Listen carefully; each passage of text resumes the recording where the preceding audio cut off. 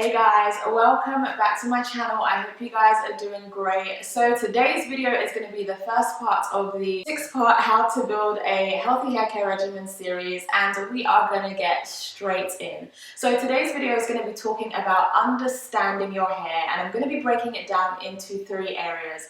The first being understanding your hair's ability to absorb and retain moisture, aka understanding what level of hair porosity you have. Second of all, we'll also be looking at strand thickness and hair density. So first and foremost, hair porosity, what is it and why is it important to know? Hair porosity is basically our hair's ability to absorb but also retain moisture. For the most part, it is genetic, but we can also influence the porosity of our hair.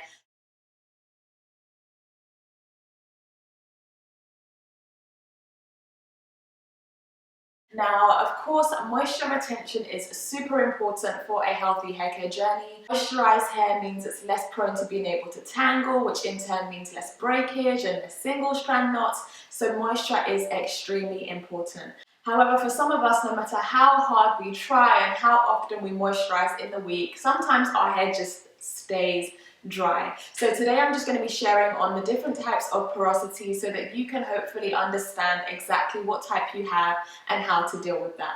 So first and foremost, we have 3 types of porosity. We've got low porosity hair, medium aka normal porosity hair, and also high porosity hair. I have low porosity hair, and low porosity hair is basically hair that doesn't find it that easy to absorb and retain moisture. So here we've got the hair cuticle, and that's the most outer part of the strand of our hair.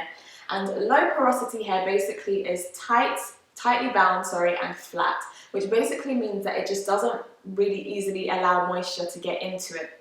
And that's the case of low porosity hair. Now, on the absolute opposite end of the spectrum, we have high porosity hair. And high porosity hair has a cuticle which is open with more gaps inside it than someone with low porosity hair. And that basically means that moisture can easily get into the hair because the cuticle is open. However, someone who has high porosity hair takes in moisture very easily but can also lose it just as quickly. So that's someone who has high porosity hair. And then of course in the middle we've got people who have medium/normal porosity hair, and their hair takes in moisture and retains moisture very, very well. Now, before we move on to the do's and don'ts of different porosity levels, of course, I'm sure you guys are going to want to know how to figure out what type of porosity you have. And I have 2 tests that I think are really good at being able to do this. The first test is called the Strand Float Test. For this test, you're going to want to pour some warm water into your sink or into a container of your choice. Then you'll want to take a strand of your hair, preferably from a brush or comb that has shed hairs in it, and give this a light wash with shampoo and then rinse it. Then you'll add this strand of hair into the sink and watch to see how it floats.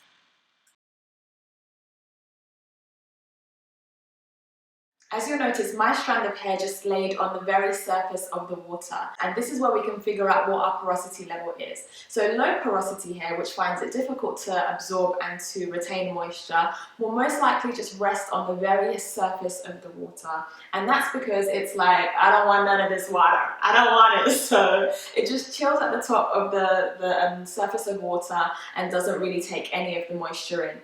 Now, hair that sinks to around about the midway level is going to be medium/normal porosity hair. And this type of hair takes in a nice amount of moisture and doesn't sink to the very bottom of the sink, which is what high porosity hair would do. Now, high porosity hair will drop to the bottom of the sink simply because this type of hair takes in a lot of moisture. And because it does that, that will weigh down the strand, causing it to sink to the very bottom of the sink. Now, the second test, which is actually my favorite, I feel is a little bit more reliable, and I call it the spray bottle test. So for this, you basically just want to take a section of your hair and fill a spray bottle with some warm water. Then once you've sprayed the warm water onto the section of your hair, the way to see what type of porosity you have is to see how the water is absorbed into your hair. So if you spray the water onto your hair and you notice there are loads of tiny water droplets just laying on the surface of your hair, then you most likely have low porosity hair, again because your hair is not too interested in absorbing it. If, however, after maybe 2 or 3 minutes you find that the water has actually been absorbed by your hair, then you most likely have medium normal porosity hair, which makes sense because your hair happily absorbs the moisture in a good amount of time. However, if you find that in just a couple of seconds after spraying the water onto the section of your hair, that your hair just absolutely sucks it in and drinks it all, then you most likely have high porosity hair because your hair just sucks in all of the moisture. Now, once we know this, what do we do with this information? Well, for example, in my case, I have low porosity hair, and there are a few things that I look out for when it comes to hair products and techniques. So, for example, with moisturizers, I will definitely look out for a moisturizer which has water as the main ingredient, which is indicated by water being the first thing in the ingredients list. The reason for this is my hair clearly needs more moisture, so I want to go for the number one source of moisture as the main ingredient, in this case, water. Another thing that I make sure that I do is when I am deep conditioning, I like to do so with heat, and that's with indirect heat such as a heating cap or 10 supermarket bags over my head, anything, or even a steaming device, which will basically help to open up the shafts of my hair and allow for the moisture to more easily penetrate into my hair. Another thing that I try to look out for is using very, very light oils to seal in my moisture. In most cases, people moisturize their hair more than once a week. Now, if you're low porosity haired and you have moisturized and then sealed with a very, very heavy oil, then you don't really give the opportunity for the moisturizer that you reapply at another time during the week to be able to penetrate into your hair. So using a light oil will basically allow for more moisturizers to actually be able to try and get into your hair as opposed to thick ones.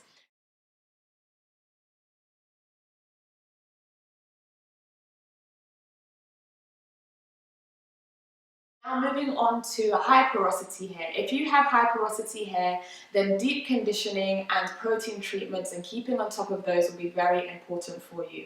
High porosity hair has a lot of gaps in it, hence why it's able to take in lots and lots of moisture, and so you want to temporarily fill those gaps with things such as proteins or other key kind of nutrients that will basically help to block the gaps, which will allow for less water to be able to penetrate. And of course, you're treating your hair, which will help with the overall health of your hair. Finally, for medium porosity hair, honestly, whatever you're doing is clearly working a treat. So share some of your top tips with us, but definitely keep at what you're doing because your hair is definitely taking moisture in and retaining moisture very well. So now on to the second topic, we are going to be talking the thickness of our strands, aka strand width.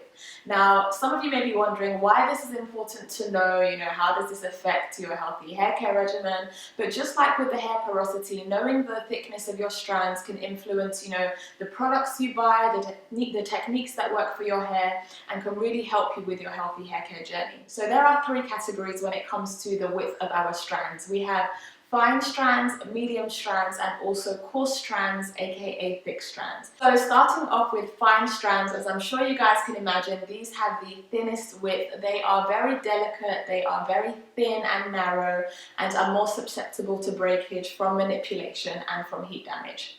Next we have medium, aka normal strands. I'm sure you guys can imagine will have a slightly thicker width than that of the fine strands. They will be less susceptible to heat damage than the fine strands and are just pretty much in the middle and take better to hair manipulation. So they're less likely to break as easily as someone who has fine strands of hair. And finally, we have thick/coarse strands of hair. They are the thickest, they are strong, they can withstand much more manipulation than the other hair types, and they also take a little bit better to the use of heat because they're less susceptible to the damage that the medium strands and the fine strands will experience. So why does this matter in terms of products? Well, believe it or not, in most cases, people with thicker strands and coarser hair actually respond better to thicker products. That's because thicker products really kind of, help to control the hair. They weigh it down a little bit and make it easier for the thicker strands to surrender to the product, which makes it easier for styling. As you can imagine, people who have finer strands probably won't respond in the same way to these thick hair products. So they're probably best off, going for light moisturizers, light styling products, products such as hair milks and just anything that's not going to really weigh their hair down. Because it's finer, it's going to be weighed down a lot more easily by heavier products. And people who have medium hair, you guys have it good, you know, well, everyone has it good, but you guys can basically kind of dabble in between thick products and light products, and your hair probably won't respond negatively to either. So the next thing I'll say on the topic of the width of our strands is also that people with finer strands should be very careful with their use of heat. As I mentioned earlier, you know, finer strands are a lot more fragile and is prone to more damage than, you know, medium strands and coarser strands. So just be really careful with your use of heat. Try to avoid using heat too much, and also something to be mindful of is that, you know, even wearing your hair in a tight ponytail or in braided hairstyles with someone with fine strands, that can be quite damaging too. With coarser hairstyles, I guess you don't have to worry too much about that, but definitely for people with fine strands, just be careful about the way that you're styling your hair and how often you're manipulating it and how much heat you're using on your hair. So that's basically everything I can think of right now on the topic of the width of our strands and, you know, whether you've got fine hair, medium hair or coarse hair. Finally, we're going to be talking hair density, and this is often confused with the width of our strands. So density is talking about how many strands you have on your head as opposed to how thick or thin the individual strands are. So you can be someone who has fine strands but high density hair, which means you just have loads and loads and loads of strands of fine hair. You can also be someone who has coarse strands, so you have the thickest kind of strand that we were kind of talking about before, but you might have low density hair, which means you've got thick strands, but in terms of how many of those strands you have on your head, they are lower in density, so you don't have as much as someone who has loads and loads of strands. Now you may be wondering, you know, how to look out for this. The way that I know that I have low density hair is that when I part my hair, I see quite a bit of scalp. Nothing too scary, but definitely I see a bit of scalp. The width of my partings is usually quite wide in terms of how much of my scalp I can see. So that's an indication. If you part your hair and you can barely see your scalp, then you've got high density hair. If you part your hair and you see quite a bit of your scalp, then you have probably got low density hair. And again, in terms of your hair care regimen and healthy hair care, someone who has low density hair, again, should be very, very careful with how often they're manipulating their hair. If you're constantly combing your hair or brushing your hair, you know, the likelihood of you removing hair is a lot higher, which means that you're going to end up with even lower density hair, which isn't good, because then your hair is going to appear to be very thin and airy, especially if you're natural. When you do twist outs, you're going to see loads of airiness, and, you know, you'll be able to see through your strands, which I'm sure you probably wouldn't want. So if you have high density hair, then, you know, God bless you. It's fantastic, you know, keep at what you're doing, and definitely still also try to reduce manipulation, because it's generally great for your hair. But if you do have low density hair and your scalp width is quite wide when you maybe part your hair or style your hair, again, just really try to really be careful with how often you're changing your hairstyles, and, you know, how much heat you're using on your hair, and how often you're brushing your hair or combing your hair.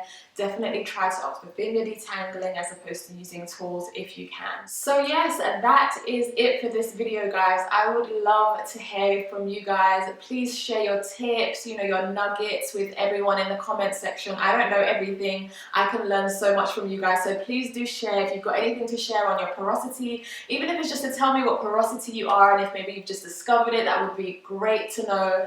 Also, just, you know, do spread the word. If you know anyone else who could do with maybe getting some more information on building a hair care regimen, then definitely point them in this direction. And I will hopefully see you guys on Thursday or Friday with the next video, which is going to be on the topic of a hair care essentials kit. Thank you so much for watching, guys. Bye.